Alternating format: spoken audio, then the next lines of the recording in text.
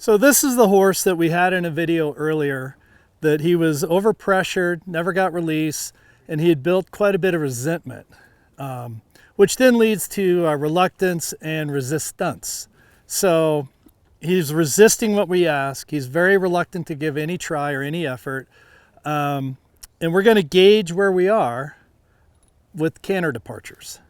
We're going to try it from the trot, the walk, and a standstill, and we'll see how cooperative he is, because a horse with that much resistance, reluctance, just thinks it's just a bad idea to put out effort. So we're going to see if we can pick it up. We've been working with him, and he's been pretty good. So this is a great way to check in on your horse and see where they are with their attitude and their willingness. So I'm just going to walk a little circle so he knows we're not going to do the whole arena and go all over the place. And he's, he feels pretty good right now, actually. So the real test, and it doesn't have to be on a reluctant horse, but you can gauge where your horse is attitude-wise. Just do they pick up your canter, your lope, on the very first try? Or do you trot half the arena and peck at them forever and then they finally break into it? If that's the case, you know that your horse has a little reluctance to drop in, and the first thing to check is physical. Are they hurt?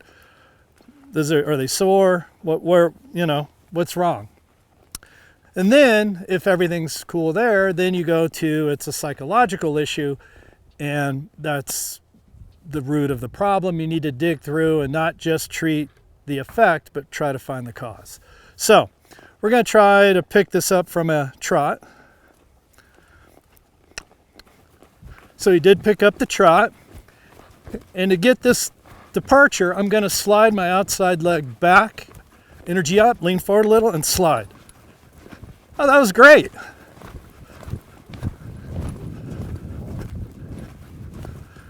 So, from the trot, good effort. I think we're making some headway on his attitude. So now, we'll try one from a walk. And I am using my reins more than I like, because he wants to go see his buddies over there, and I'm having to steer just a little bit. No big deal. So we'll try from the walk. Again, energy's going to come up, tip forward just a little, and slide this leg back so that I pick up the correct lead. Outside leg slides back. So from the walk, little forceful, kind of lunged into it. So I'm going to just try to draw him back with my seat. There we go. So from a trot, you're closer to the canter speed. It's easier to fall into it. From the walk, it's a bigger move. Now from the standstill, I think we're probably going to get a bigger lunge into it, which isn't ideal. That's not the goal, but he's trying. And for this horse to give any measure of any effort is, at this point, kind of a big deal.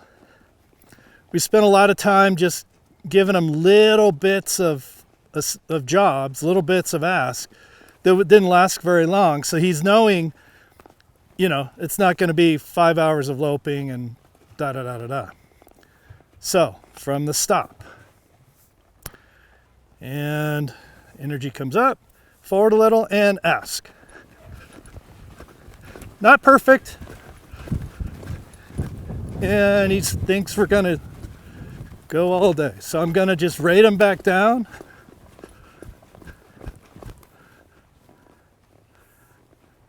And ask for him to hang up. So it's very quick, very easy to do. If you get it easy from the trot, but it's not from the walk, you know that you still have some work to do. Same with from a standstill. The amount of effort from the slower speeds is bigger, so that's where you're going to find how far their reluctance goes. So trot, pretty easy. Standstill, a lot harder. So gauge where your horse is, gauge where their attitude is, gauge where they are physically, just by canter departures. It's really easy, quick way to check in. And with a horse with this much reluctance, it's really invaluable for us to know where he is. So give it a try.